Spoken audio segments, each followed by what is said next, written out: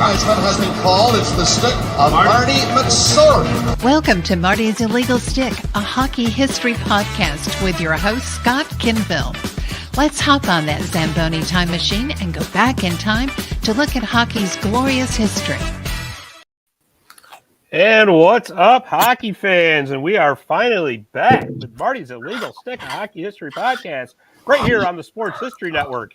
You know, it's been a couple of weeks, Ed. We've both been dealing with some sickness. So yeah, COVID kicked my ass. Oh yeah, it was brutal. It was brutal. But me too. I tell you, I still not feeling right. But you know what? We're over it. We're testing. We're good, and that's it.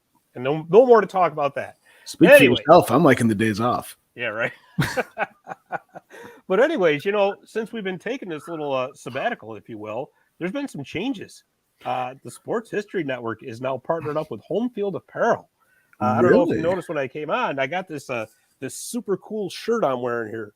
It's my old cool Colgate Raiders shirt. Wow. What Home Field Apparel does is they specialize in vintage college apparel. And I tell you, this is such a comfortable shirt, man. You wouldn't believe how comfortable this is. I could wear it every day. Hey, Home Field, 3X. Toss them my way. There you go, right? Absolutely. Well, I'll tell you what, if you do want to order your own Home Field Apparel shirt, it's real easy. You just go to homefieldapparel.com, enter in the promo code Sports History, and you can get 15% off your order. 15%? 15%. Yeah. Damn, that's a good chunk. Yeah. So that's definitely check it out. If you're into college apparel, especially vintage college apparel, check it out. Yeah. All right. So anyways, pal, we're back. We are back and ready to go. So last time we talked about the all-time Hartford Whaler Carolina Hurricanes. Yes. And I noticed you have your Carolina Hurricanes jersey on for the occasion. Yeah, it's the only one episode late, but that's it's the only clean thing I got right now. So anyways, what we're going to do is we're going to continue on with that WHA theme, because I'm going to tell you something. I mean, I know a lot of people refer to the original six as the golden era of hockey. Yeah. But for me, you know what? Maybe it's just because of when I grew up. I always tended to think of the golden age for me is when those four WHA teams came into the league in 1979, and that whole era of the 80s right up until, you know, when they went through the multiple expansions in the mid-90s into the 2000s and all that. But like that 15-year window for me was just glorious. Yeah, I honestly, to me, that golden era starts at like 1967 when they started really expanding the league. Yeah, with the WHA, the introduction of the WHA teams, the Oilers, the Nordiques, the Whalers, and the Jets. That was the pinnacle of hockey. Those were the best years. Oh yeah, I mean, and you know what? You actually have a great point with the so-called second six in 1967 when those teams came in. You're right. I just wasn't alive. So for me, having just what personally I've witnessed, like I said, the 80s into the 90s was such a fantastic time for hockey. So today we are going to talk about the all-time Quebec Nordiques and Colorado Avalanche team. Yes. So, you know, we had talked about this a little bit before. We were like, well, should we include the Nordiques or just do the Avalanche? What do we want to do? And you know what? You're right. The Nordiques and the Avalanche are just they're interchangeable. They really are, and you're going to find out that there's a lot of the greatest players on one were also a part of the other. Yeah, absolutely. Yeah, so like you really can't have the Colorado Avalanche, especially those championship years, without the Nordiques. No, you know what? You're right, because, and honestly, I always felt so bad for the fans in Quebec City. I really did, because, you know, here they suffered through some terrible years up there. Yeah. The team just couldn't get out of its own way. They were so loyal and they were so faithful to them. And then they finally start turning it around like into the early 90s. And then they moved to Quebec. I mean, they moved to Denver to become the Colorado Avalanche, and they win the cup that season. You know, it's funny how that works too, because like would Quebec have won the cup that year? I think so. Who did they play in the finals? They played the Florida Panthers. Then they probably would have ended up winning the cup. But that second year, that second cup against New Jersey, oof, they would not have won that second cup if they were still in Quebec. They would have. You don't think so? No. Really? That New Jersey team, that what was it, 01? Oh, that 01 New Jersey team was so good. Yeah, but why would it have made a difference if they were in Colorado or Quebec? Because they would have had to have played them in the Eastern Conference Finals, and then they would have, even if they got out of there, even if they made it to the finals, they would have been dog tired for the finals. Okay, that's valid. You know what? I had to think about that for a second, but you're right. I mean, they did it. They ended up switching conferences and everything. I thought maybe you were going to tell me something about, Patrick Waugh or something like that. To which point, I always said that, you know what? Even if they stayed in Quebec, Patrick Waugh would have gone to the Nordiques in a heartbeat just to get back at the Canadiens. Oh, in a heartbeat, easily. Absolutely. And honestly, I'm here for that. I would, right. I would love to see another team in Quebec show up, just so the Canadiens just have to deal with Patrick Waugh having to be a part of that team. Yeah, right. Could you imagine that? Oh, could you imagine some team moves to Quebec or somehow they have another expansion? Patrick Waugh becomes general manager or something like that. That'd be insane. There's obviously talks. Like there's been talks in the NHL, and these are all just the rumors I've heard. Arizona, because they switched divisions, they're now in the Central Division. Mm-hmm. That's kind of making way for their easy move to either Houston, Kansas City, or even go to Quebec and move Detroit back to the Central. Right. Because, I'll tell you, not to get too sidetracked, and I know Detroit geographically is an Eastern team, but I've always thought of the Detroit Red Wings as a Western Conference team. Life. They've been Western my whole life. And plus, let's face it, I miss that 90s rivalry, that Detroit, Colorado, that Detroit, Chicago. I mean, Detroit, St. Louis. St. Louis, Detroit, Vancouver. Yeah. And it always, like the NHL, this is how messed up it used to be. It was like Toronto at one point in my lifetime was in the Western Conference. Yeah, right. Well, I mean, they were always in the Western Conference for me, and I'm 48 years old. I mean, it's weird because it's 5 hours away from us. Right. It's 5 hours away from us, and it's in the Western Conference. Yeah, I mean, they're in the Eastern time zone. Yeah, but you just think of them as a Western team. Insanity. Yeah, no, I've always thought of them as an Eastern team. I mean, I grew up with the Bruins. The heart of my life so far has been Bruins Maple Leafs rivalry, Bruins Canadiens rivalry. So it's been good. Yeah. I like them where they are. But yeah, I would imagine. But you know what? I would just still love to see that whole Norris division get revitalized. Yeah, I think they need to go back to the old names. Oh yeah. Oh, I agree. Adams, Norris, totally Campbell, the Smythe. Smythe. They need to go back to They need to go back to that. They're so unique. It was great, but because what do they got? NFC East in football and the AL East in baseball. But let's get rid of the Eastern Metropolitan. Let's go back to naming them after old guys. Yeah, right. Exactly. I totally agree. The Vezina division, revamp it a little bit. Okay. Yeah. The go the Howe division, the Lindsay division, the Gretzky division, or whatever you want to call it. That'd be awesome. Yeah. The Orr division, that'd be great. Yeah. That would be great. You know what? Hopefully Gary Bettman will listen to this someday. Gary Bettman is the most bland person. If Gary Bettman was a sex position, he'd be missionary. Jeez. Okay, you know what? We're gonna stop that because I'll never be able to unsee that again in my entire life. Gary Bettman looks like he eats Raisin Brands dry. Okay. Yes. Exactly. The guy looks like a bowl of oatmeal. Get a new face as the commissioner of the league. I've seen every sport has had a change of commissioner in my lifetime.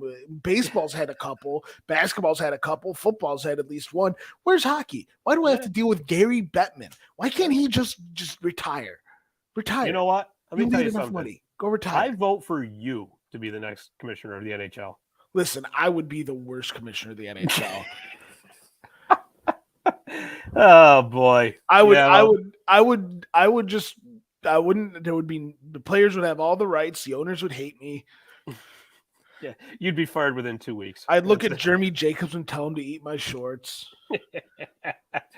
Oh, well, you know what? We can always dream, right? Yes. But anyways, why don't we get back to the matter at hand here? Because we were talking about the Avalanche and the Nordiques. And you know how this best of the best series works. I mean, if you've been watching Marty's Illegal Stick, you know it by now. Our best of the best series is we rank these players by all-star teams. You know how they do like the first team all-star, second team all-star. We do honorable mentions. We include coaches. We don't screw around here at Marty's Legal Stick. Yep. So without further ado, you, the listener, are going to hear mine and Ed's all-time Colorado Avalanche, Quebec Nordiques teams, and we are going to start with the honorable mentions. Ed, go ahead and lead us off. Okay, my first honorable mention, and I know he doesn't meet your criteria. Well, I did kind of forget to mention that because it's been a while. Yeah, I prefer at least 3 seasons. 3 seasons. Well, he doesn't meet your criteria, but Ray Bourque. Okay, well, I mean, he did win a couple of them, so his number's retired. I knew you were going to say that. So. His number's retired. Yeah, well, of course. His number's retired with Colorado. Like, what better player to have played 2 seasons for a team, right off into the sunset with his first Stanley Cup, and just get his number retired immediately after for only being there for what? Less than 150 games? Right. You know?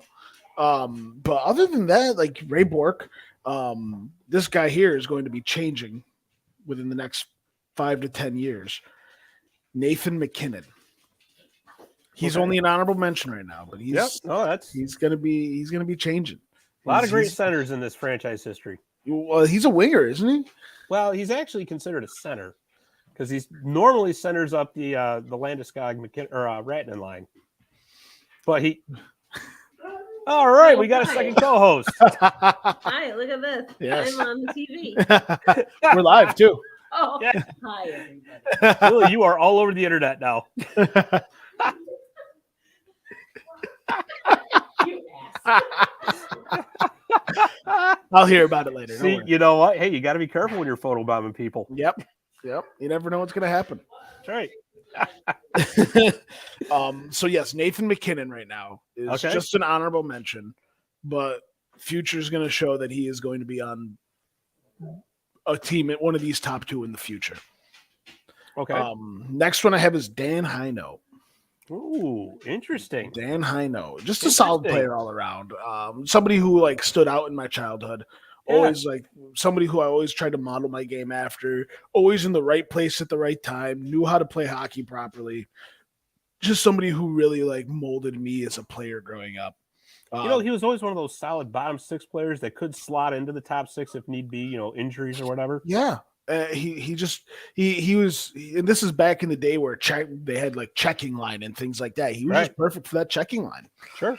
My next one is Chris Drury. Okay.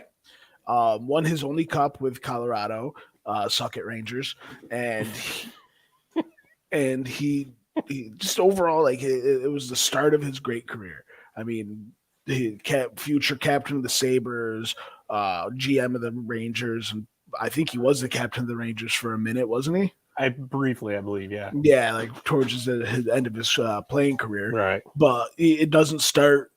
He doesn't get to that level without starting in Colorado under Mark Crawford.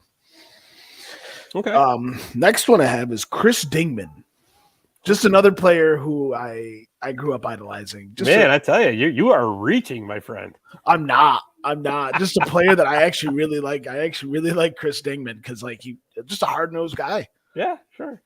Darcy Kemper for right now. I mean, I think he only had 1 season with the team. Yeah, he won the cup though. But Cups talk. Yeah. Next one, who's also going to be changing soon in the next 5 to 10 years, Devontaves. Solid D. He's going to be moving up this list soon. Yeah. Next one, and I don't really see him having much more of a career after this, but Eric Johnson.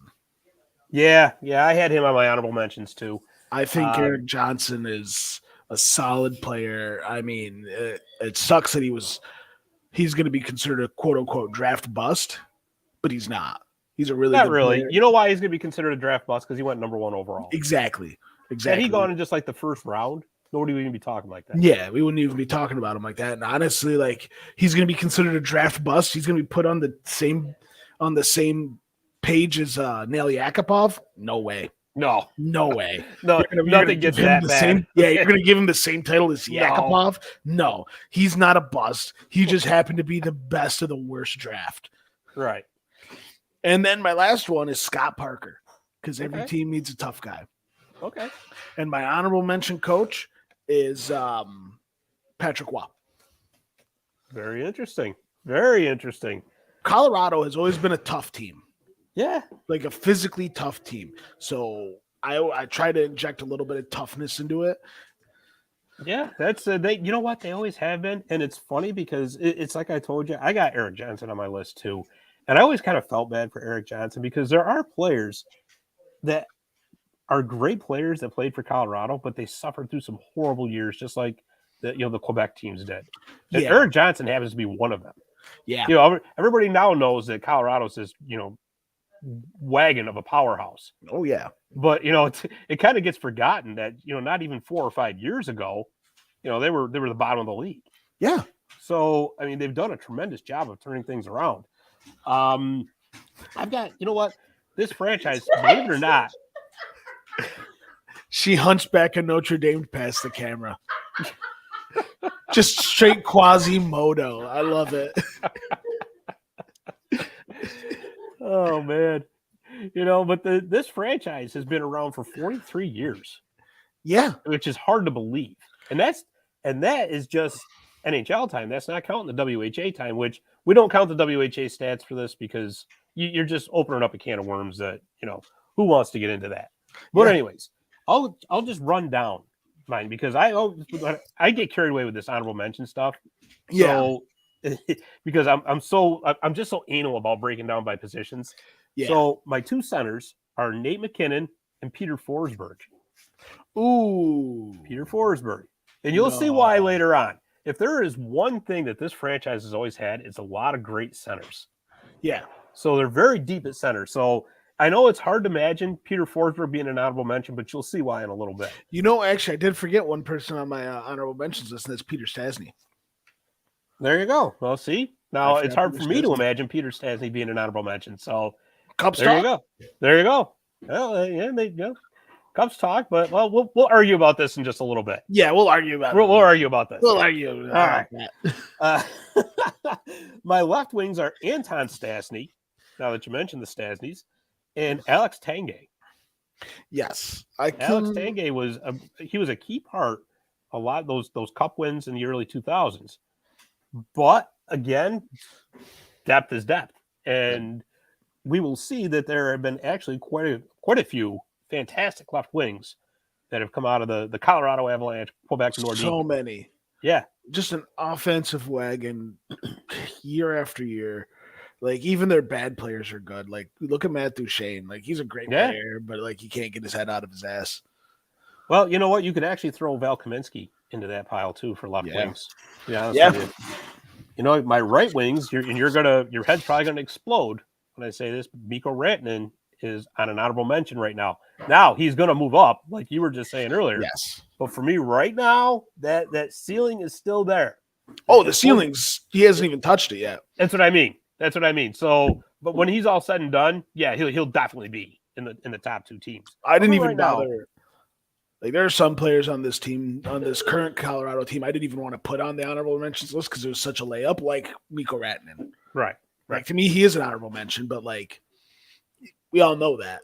We all know where he's going to be if he stays healthy. There was a couple other right wings, too. There was Adam Deadmarsh. Ooh. Always loved Adam Deadmarsh. Ooh, I forgot about Adam Deadmarsh. Yeah. Another one of those just great player, great international player for Team USA, too. Yeah. Let's see. Real Cloutier. Ooh. Had a lot of big WHA stats, but he still produced when they first came into the NHL into the early 80s. Yes. However, it's kind of hard to differentiate his WHA stats with his NHL stats. So I said, you're an honorable mention. Yeah. Again, we share Eric Johnson as a D. My goaltender was Dan Bouchard. Because you know what? When I was going through the stats for this franchise, the goaltending is not good at all. Yes. You have one. For the most part. So you have one. I'm like, if I got to throw a dart here, I guess it's going to be him. You could have really put Philip Grubauer. You could have put that's what Darcy, I mean. Like, to me, Darcy Kemper, because he got the cup, but like, right, even though he was only there one season. You know, I'm going to hound you about that. But yeah, anyways. I mean, when I'm right, I'm right. I mean, yeah. We'll see about that. Jesus, this camera. And then, of course, I couldn't decide on my coaches, so I just went with Michel Bergeron and Mark Crawford. Okay. Well, we'll You'll talk see about why later We'll on. talk about that later. Yeah, we'll see. We'll talk later. All right. Well, let's move on. Let's go to the second team. This is our second all-time team for the Colorado Avalanche. Okay. So how do you Go want to for do it? Okay, my left wing is Alex Tanguay. Okay. I just think overall, just one of the more solid left wingers in the game. Oh, for sure. For sure. You know, again, you said it yourself, somebody who could be bottom six, and you can just slot him right up in top six. No issue. You know, the thing with Alex Tanguay was he got overshadowed a lot by all the star power that those Colorado teams in the 2000s had. Oh, yeah. You know, if he was playing on another team, he would have probably been, first team all-star. First line center. First line. Yeah, the works. The all-star game. He would have been the star. Like Sure. if he was in the Islanders at that point, like he probably would have been the best player in the Islanders. Right. Well, I'll give him. You want to just go back and forth? I'll give you my left wing. Give me your left winger. My left wing is Gabe Landeskog. Okay. Gabe Landeskog. Cannot take away his contributions at all. I mean, he's been incredible. I disagree. He's got 738 games with the franchise. I disagree with where you placed him. You do, huh? I do. That's well, I'll give you his stats real quick. He's got 248 goals, 323 assists for 571 points. He's been the captain for 5-6 years now. Wait, I think 7, 8. I was going to say, got to be maybe even more than that. Yeah. The leadership qualities are unbelievable with this guy. So he definitely slots in as my second line. Yeah, no, you're wrong. I'll just go with my center so we can get more correct words on the being spoken. My center is Peter Forsberg. Okay. Well, mine is Peter Stassney. See, again, wrong. Right first name, you were almost there. You got halfway there, Scott. I'll tell you why. Peter Stassney had such an impact on the game because people forget when he defected in 1980. He was actually putting his life on the line. Oh yeah, over here, and the amount of pressure that was on this guy was unbelievable. And did he produce? Oh, you bet he did. Oh yeah. If it wasn't for the Gretzkys and the Yzermans of the world, he would have been walk away with the Art Ross Trophy in the early 80s. Year after year, yeah. Right? I agree. He played 737 games for the Nordiques. 600. I'm looking at 380 goals, 668 assists. He got over 1,000 points. That's nothing to sniff. It's nothing to scoff at.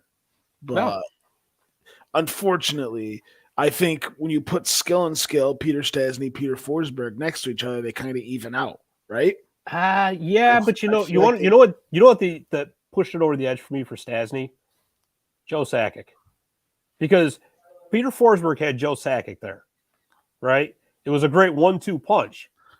But when you're playing those Colorado teams that have got Joe Sakic and Peter Forsberg, who are you going to put your best centers on? I'll tell you what, right now, a lot of times they were going to obviously be with Sakic. So that's not to take anything away from Peter Forsberg because he's a phenomenal player. But all I'm saying is that Peter Stassney did not have a Joe Sakic around to take some of the pressure off. No, he didn't. But that's what I'm saying. I feel like he did also have other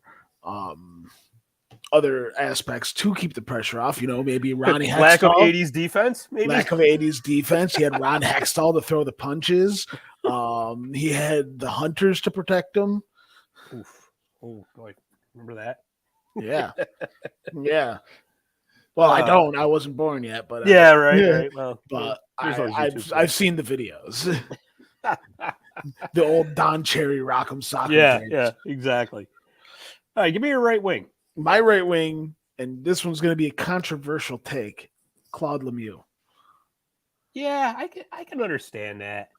I wrestled back and forth with Claude Lemieux on this. I think Claude Lemieux, he gets the bad rap for a reason. Right. He plays on the edge. He doesn't tiptoe the line of dirty and clean. He is over the line on the dirty side, but he was a great leader. If you hear young players talk about Claude Lemieux, they all say he was hard, but he's like the dad of the team.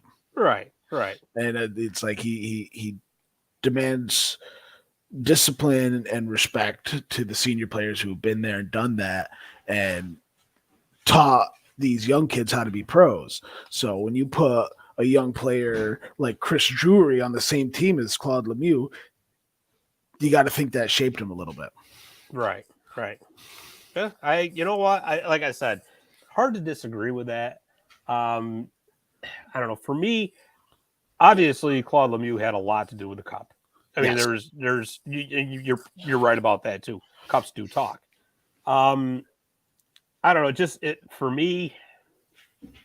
Yeah, of course, you always think of Claude Lemieux as an Avalanche because of the Red Wings, but you also think of him as a New Jersey Devil. As a Devil, You know, there's it's- all that. So I went with Matt Duchene, and I know you're gonna laugh, but Matt Duchene, as bad as his attitude got towards the end, especially, and boy, did he pay the price for that, because as soon as they traded him is when they started pulling out of the tailspin. his best years for Colorado. But he still had 178 goals and 250 assists for 428 points with him in 580 games. So, and again, I take it into the context of the teams that he was playing on at the time. So he was the star on a team that was really struggling. So there's got to be something to be said for that. But you know what? You do have a point when you say with the cups and all that. So how about our defense? Who you got on D? Okay, and this is also my first one is going to be very much subject to change. He's going to be moving up very soon, probably in the next 2 to 3 years. Cale Makar. Okay, I can understand that. And I left Cale Makar completely off my list just because he's played, 2 seasons? 4. He's been there 4 already? Yeah. Doesn't seem it. Yeah, I think he's been there 4 years. I don't know, but I'll YouTube this, right? I'll Google this right now. I'll Google. This almost feels like a courtroom. I'll Google this. Your Honor, I'd like to submit Exhibit A, my YouTube video of Cale Makar. 4 years, 2018-19. First year. Oh, he's been there a while then. I thought he had been there shorter than that. Yeah. Oh. Yeah. All right. I mean, I could be convinced on that one.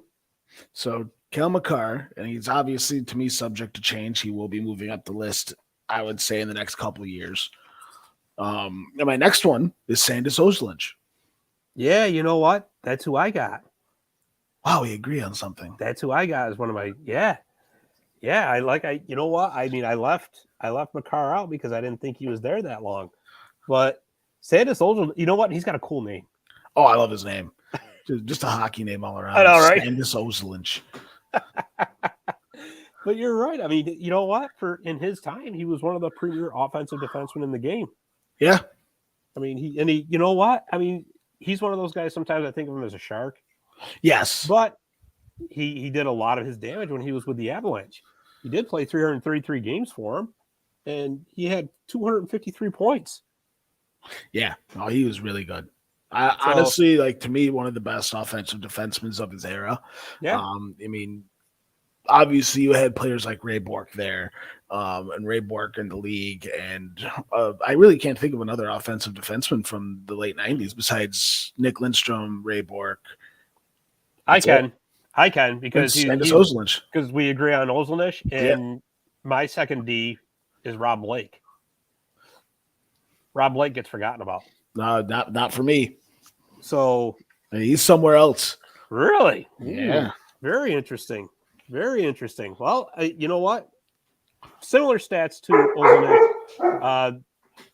And your dog agrees with me too. 1 second, Scott.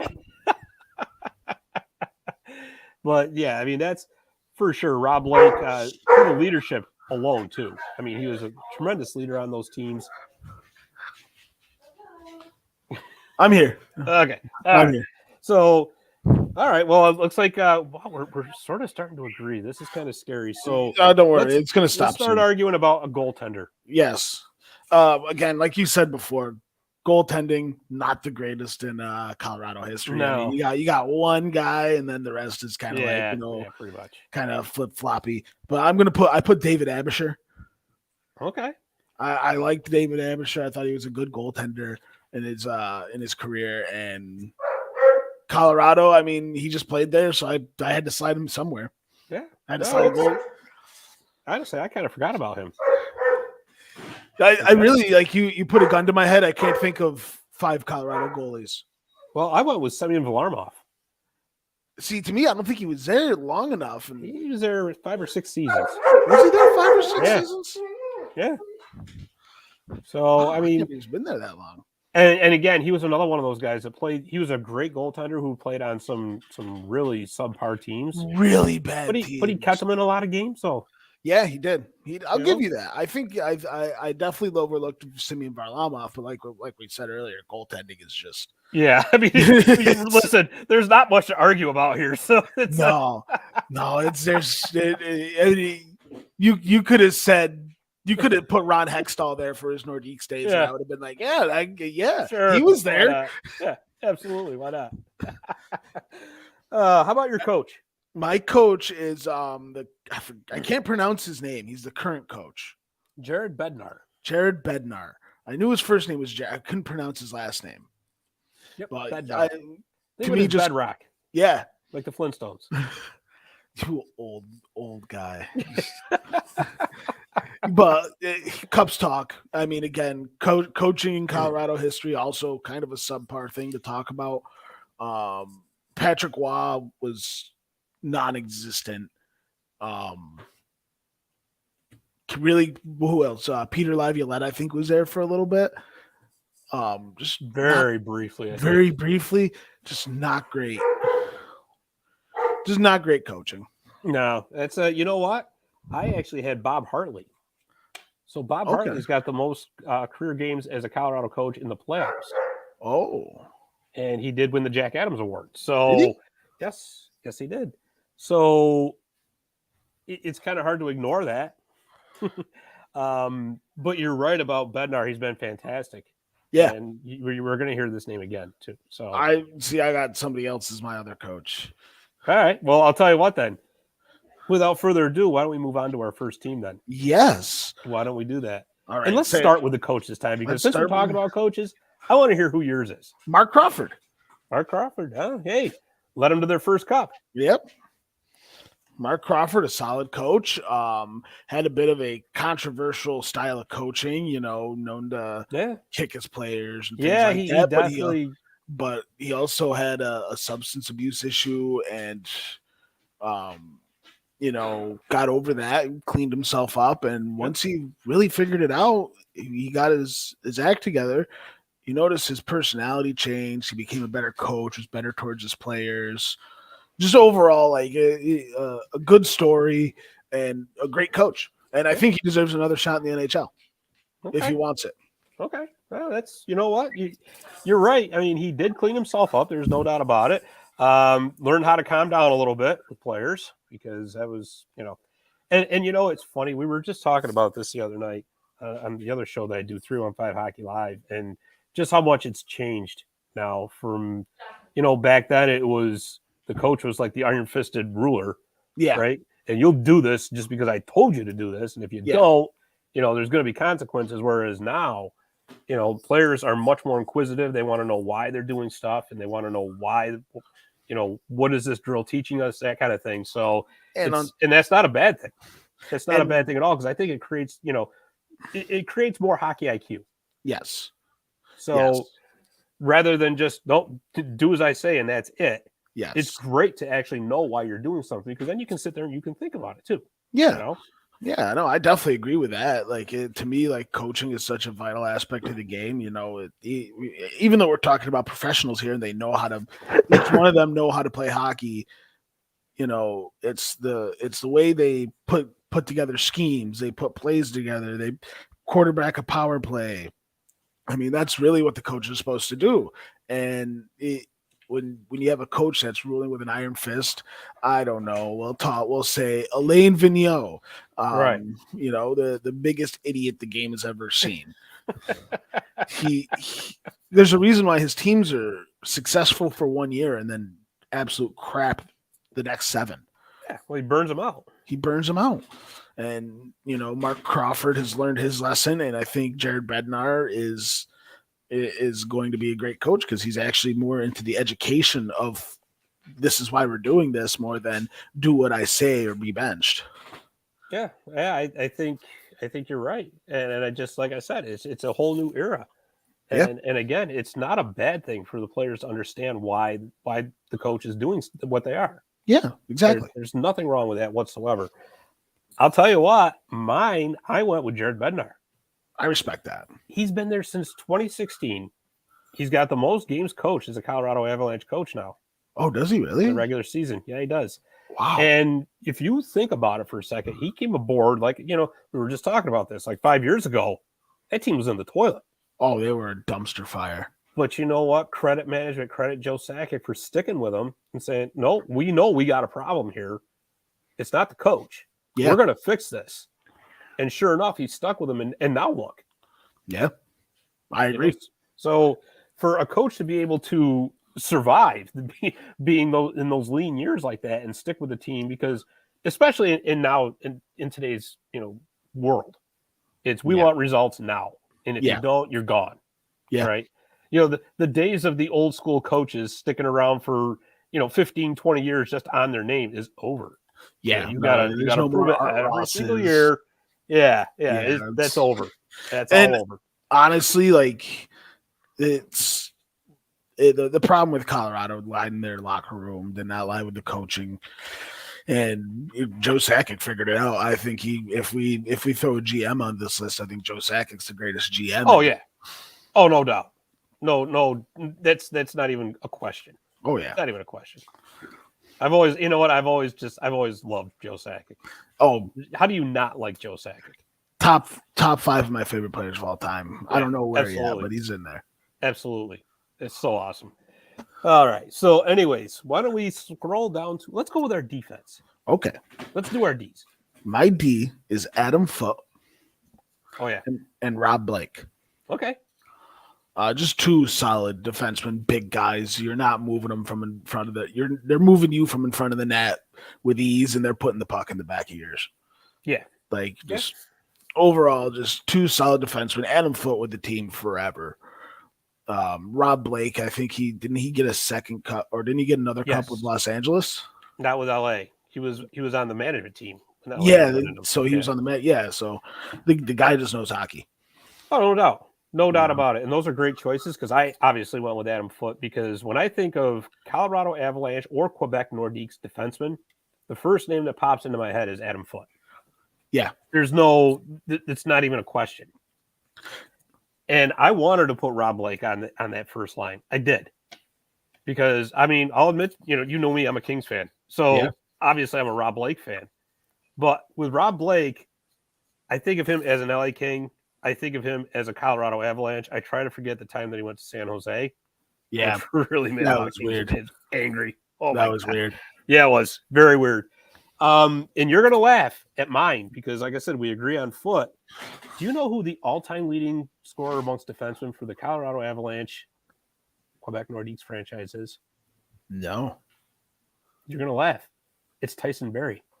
Is it really? It's Tyson Berry, and it's crazy. He's got 75 goals, 232 assists for 307 points as a Colorado Avalanche. Oh God, he played 484 games for him. That's just so. Just based on that alone, and just because, like I said, I think of Rob Blake as an LA King more or less than anything else. I went with Tyson Berry. I couldn't believe it when I looked at that. I'm like, there's no way. That's not possible. The guy makes his living now passing the puck to McDavid and collecting second assists. And but now he's hurt all the time too. Yeah, he's hurt all the time, and he still gets second assists. And the guy's just going to be a Hall of Famer just on who he could pass the puck to. Yeah, but you know what though? When like McDavid and Draisaitl and all those guys, one of the board stanchions could get a secondary assist. Okay, that's you can get a secondary assist. I know. Well, let's not get carried away. And I want to know who your number one all-time left wing for the Colorado Avalanche Quebec Nordiques franchise is. Gabriel Landeskog. There it is. Wow. I think right with Gabe. Yeah, I think he's a great leader. He's one of those players that puts the team on his back. And he gets help with it. Like he makes his teammates want to run through a wall for him. So it's hard to deny the aspect that Gabriel Landeskog's a great leader. He scores at will.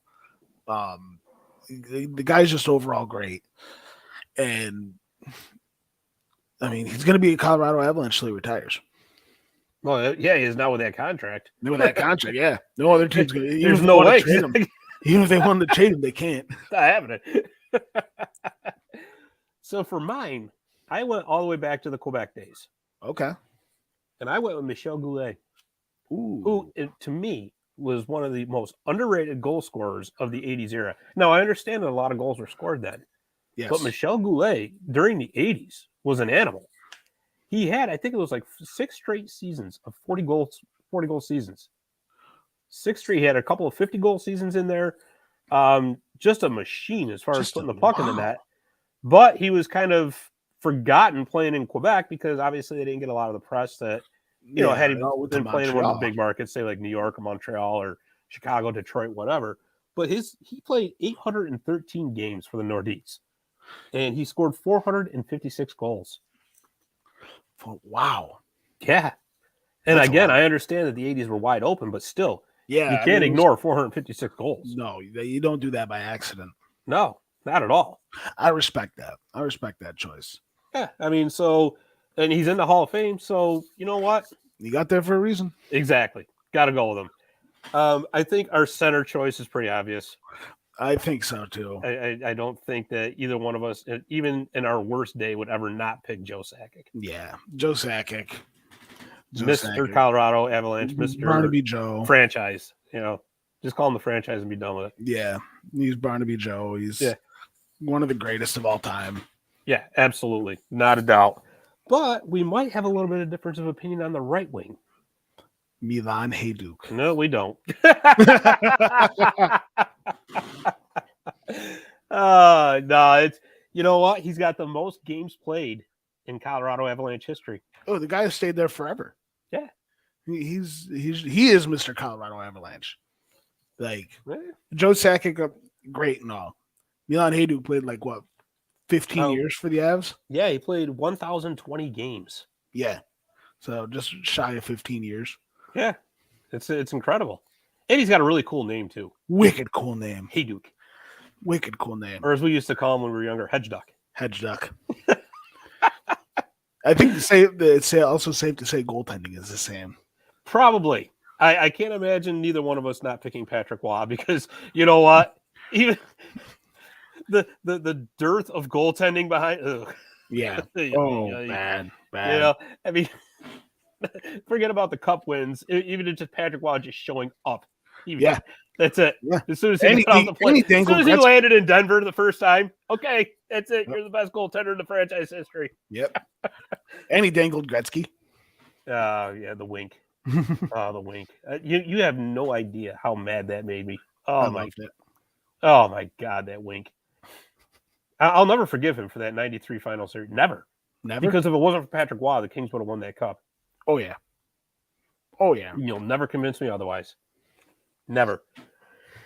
Well, you know what? That was fun. It was fun. And you know what, though? It makes you realize just how there are some franchises that are just really strong down in certain positions. And then others, even if they've been around for almost 50 years, you just look at wow, how did you never develop a true number one goalie? Yeah. In almost 50 years. How did you not do it? Well, if you notice too, you're watching on the YouTube channel, or as Ed can see, I'm actually in my garage because as we talked about earlier, the COVID monster went around, and I really didn't want to infect Dave the Save, so I'm going to end up sending this file over to him. So now that we've got our all-time teams out of the way, when you listen to this on the audio replay on the podcast, you're going to hear a commercial on this spot, and then we're going to come back and we're going to do a 2022-23 Colorado Avalanche season review. Okay. Now, as we know, the Avs won the Stanley Cup last season. Oh, you're back in 1 second. So they did win the Cup. Well-deserved. It was a hard-fought series against the Tampa Bay Lightning. It really was. The very fact that it was everything that it was billed to be, because that series, that Tampa Bay Colorado series was billed as the the establishment versus the young lions, so to speak. Yes. And it was everything, like I said, everything it was supposed to be, and it was great. However, we're into a new season, and of course, changes are made in the off season now that Colorado's got to start paying some of these players that have stepped up and just given them the world. Cal McCarr got paid. Nate McKinnon got paid. Nate McKinnon got paid. $12.6 million per season. Wow. Yeah, he's going to see about 6.2% of that. Yeah. Or 6.2 million of that. Freaking Gary Bettman's a joke. Well, you're right. As far as, obviously he's not going to see all that 12.6.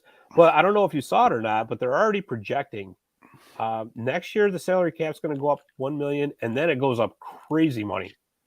Yeah, because they'll be finished when with the money kicks in. So they'll be finished paying that extreme arbitration to just go back to normal arbitration. Or not arbitration, escrow. Escrow. And then it goes up $4 million and another $4 million after that. So it's going to be up to like $90 million in a few seasons. So you know what? Contracts like Nate McKinnon's, Cal McCarr's are going to be easier to absorb. But for the time being, the cap crunch cost them their starting goaltender from that Cup team, Darcy Kemper, and it also cost them Nazem Kadri. Yes. Who's fantastic for him. So, Ed, what do you see for the Colorado Avalanche in this coming season? So, it's not what I see from the Colorado Avalanche more or less than what I see from the rest of the division, right? So, I don't see Dallas being great. I don't see Arizona doing anything. Who else is in that Central? You got Nashville. They're the Minnesota Wild. Minnesota's going to make the playoffs. Nashville's going to might squeak in. It's really going to be down between St. Louis and Colorado. So, you don't think Winnipeg's not going to do anything?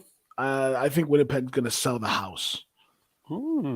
Winnipeg is a dumpster fire. I think they're finishing last in the league.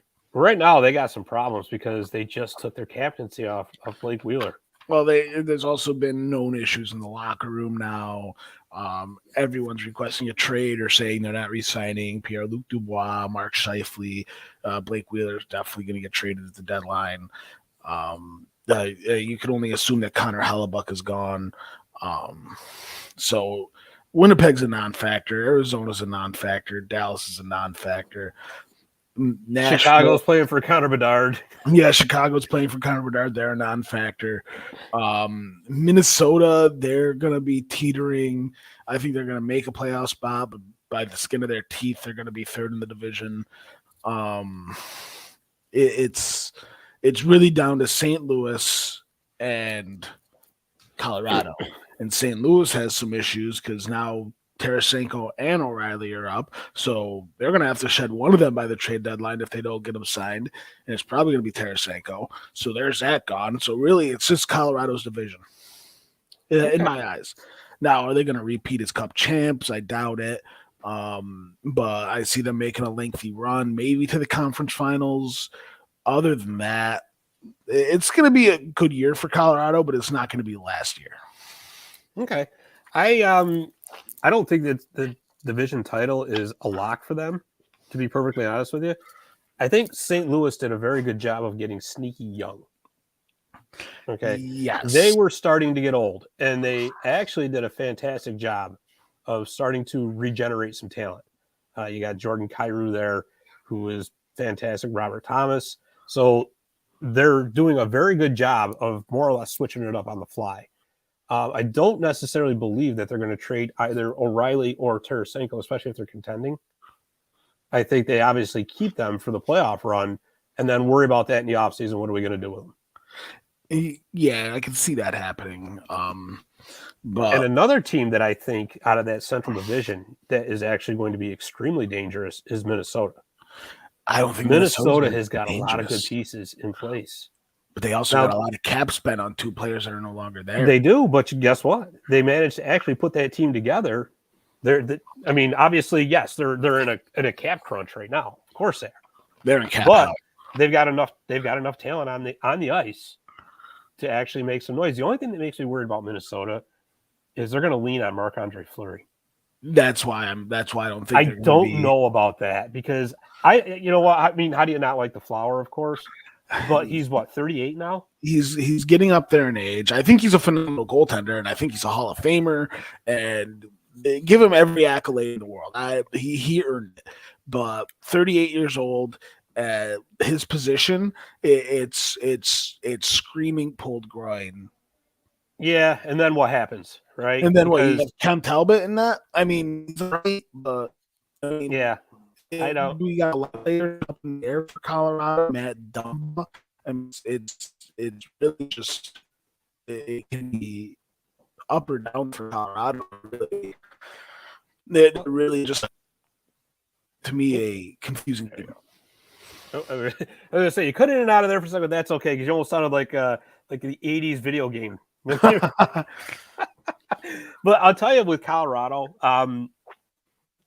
the loss of Kadri and Kemper is going to hurt. Obviously, they brought Alexander Georgiev in from the Rangers, who honestly, that's going to be the wild card right there because I always wondered how he would be as a starter.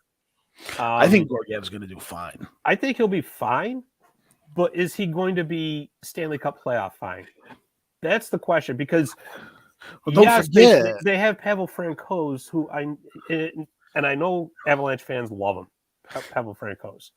But again, you're talking about two unproven commodities now, really, in my eyes, as far as the playoffs. Well, Darcy Kemper was really unproven until last year. Yeah, but Darcy Kemper at least had a little bit more of a regular season track record. He did, but they also had to kind of lean on Pavel Francouz during the playoffs. He did pull out a couple wins when Kemper was injured. Georgiev, I mean, he's unproven, but he's also a little bit proven. He's a solid goaltender. Well, you know what the thing with him is? He's one of those guys. He's got to play a lot. Yeah, because being a backup just wasn't for him. No. There are some goaltenders that can play once every 6 or 7 games and be just fine. There are other goaltenders, and it's the way things are, that, they got to play, 3, 4, 5 games in a row, day off, 3, 4, 5 games in a row to stay in their rhythm, which I think is more or less fits the bill for Georgiev. Really. And I think he'll see that in Colorado. Now, do I think he's going to get the Vezina anytime soon? No, but I think he's going to, with the defense in front of him, I think he'll do just fine with that defense. I think he'll be a solid goaltender because Colorado's a team that relies more on defense and goaltending, and that's history's proven that. Mm-hmm. Like Darcy Kemper, he had a track record in the regular season, but let's face it, that track record in the regular season was with Arizona, the team that's done nothing and has done nothing for him. He goes to Colorado and has a solid defense in front of him. Oh, look at that. Saves are being made. I think we'll see that with Georgiev. Yeah, I mean, I'm not going to dispute that because, again, it's very possible because, Georgiev, when he was actually played very well for the Rangers. He really did. And you mentioned the defense. Yeah, of course. I mean, when you got Cal McCarr in your defense and Devontaves, yeah, that's automatically, we lost Ed, but he'll be back in just a second. But the thing is too, Samuel Girard is still there too. He's been phenomenal for him. And my biggest concern is Bowen Byram.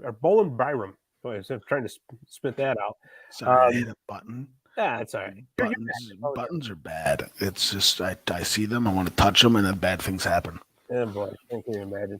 Anyways, I was just saying that Sammy Girard has been fantastic for him. Oh, Sam Girard's phenomenal. Bowen Byram. I mean, but the thing with Bowen Byram though is, I mean, for as much potential as he's got, he's already on his second concussion. Yeah, third. I mean, there's that concern there. I think Kadri being gone is actually going to hurt them more than they think. Oh, Kadri. Alex Newhook's a fantastic young center they got, who played a lot of third line minutes for him last year. Offensively, I think he'll be able to pick the pace up for him. Defensively, what Kadri brought and that lockdown, that leadership, ability to get under players' skin. It's the intangibles that he brought. I don't know if that's going to be replaced or not. And Nazem Kadri is one of the he was a hero during this playoffs, and I think he'll do great. And where'd he go? Calgary. Oh, he was going to do great in Calgary. Playing for Daryl Sutter. Oh yeah. Oh yeah, he's a Daryl Sutter type player. But I think losing Kadri is going to be a huge hit. I mean, the points production was phenomenal, and he, like you said, he got under player skins. But he's as replaceable. He's not Nathan McKinnon. He's irreplaceable. You could find another Nazem Kadri in my eyes. I think you could find another player who can have his skill set.